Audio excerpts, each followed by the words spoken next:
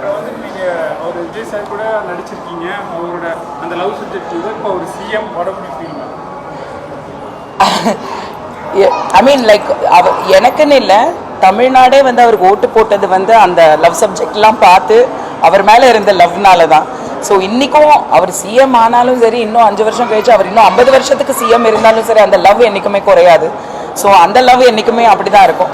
இன்னும் லவ் ஜாஸ்தி தான் ஆகும். பிகாஸ் சீஃப் மினிஸ்டராக அவர் நிறைய விஷயங்கள் சாதிக்க வேண்டியது இருக்குது, செய்ய வேண்டியது இருக்குது, கடமைகள் இருக்குது.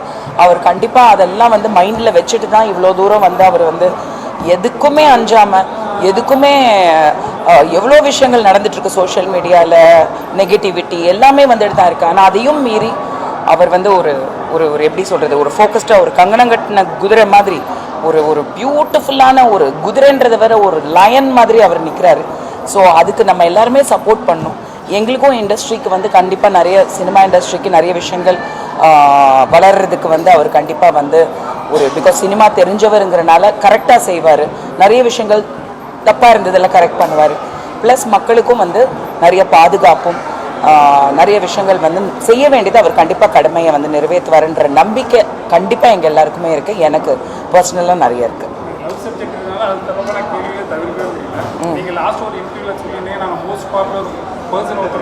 ஏங்க நான் பாப்புலர் பர்சன்லாம் நீங்களா இது எப்படின்னா இந்த சைனீஸ் விஸ்பர்ஸ்ன்னு சொல்லுவாங்க, தமிழ் எப்படி சொல்கிறது தெரில. ஒருத்தர் காதில் ஒரு விஷயம் சொல்லி அது அடுத்த காதுக்கு போய் கடைசியில் வந்து பார்த்தா அது சம்மந்தமே இல்லாத ஒரு விஷயமா இருக்கும். நான் சொன்னது வந்து நான் வந்து ஒரு ஃப்ளோவில் ஏதோ ஒன்று பேசிகிட்டு இருந்தேன். அப்போது ஃபஸ்ட்டு லவ் அப்படின்ற ஒரு விஷயம் வந்துச்சு. அப்போது நான் சொன்னேன், நான் என் லவ்வை பற்றி பேசினேன்னா தமிழ்நாடே ஆதரவு. நான் லவ்வரை பற்றி பேசினேன்னான்னு சொல்லுங்க, நான் லவ்வை பற்றி. ஏன்னா அது அவ்வளோ பியூட்டிஃபுல்லான ஒரு லவ் ஸ்டோரி. ஆனால் அதை பற்றி நான் பேச முடியாதுன்னு சொன்னதுக்கப்புறமும் அதை பற்றி ஆராயிறாங்க, அதை பற்றி இன்டர்வியூவில் அவங்களே பேசிக்கிறாங்க, என்னமோ பேசிக் பண்ணுறாங்க லவ். ஆனால் எனக்கு இந்த படத்தில் இப்போ தான் ஒரு டைலாக் ஞாபகம் வந்துச்சு. இந்த பொண்ணு நீங்கள் எழுதின டைலாக் தான். இது என்னோட முதல் காதல் மட்டும் இல்லை, என் மொத்த காதலும் இதுதான் சொல்லிட்டு ரொம்ப அழகாக ஒரு டைலாக் சொல்லியிருப்பார். ஸோ அந்த மாதிரி வந்து நான் என்னோட உணர்வுகளை சொன்னேன். அதை வந்து நீங்கள் இதுதானா அதுதானாங்கிறது நீங்களா ஏதோ முடிவு பண்ணிக்கிட்டீங்கன்னா நான் ஒன்றும் சொல்கிறதுக்கு இல்லை.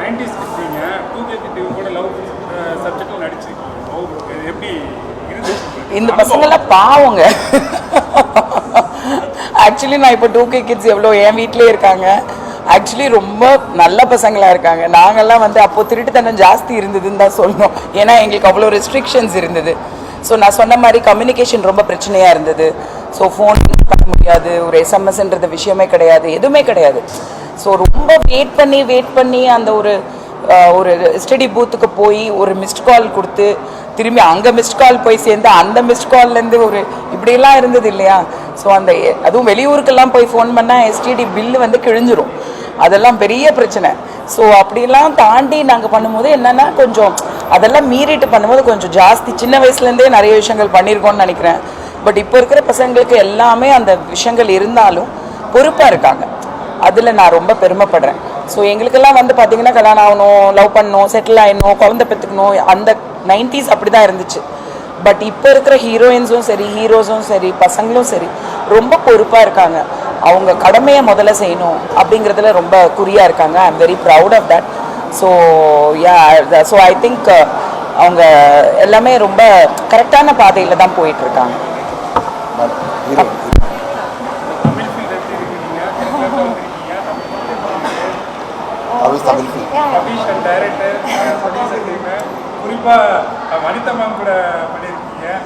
ஃபர்ஸ்ட்லி எல்லாருக்கும் வணக்கம், అందరికీ నమస్కారం. என் பேர் நாகதுர்கா. இது எனக்கு தமிழில் first film. We got a very good response for the trailer and songs. Hoping you'll all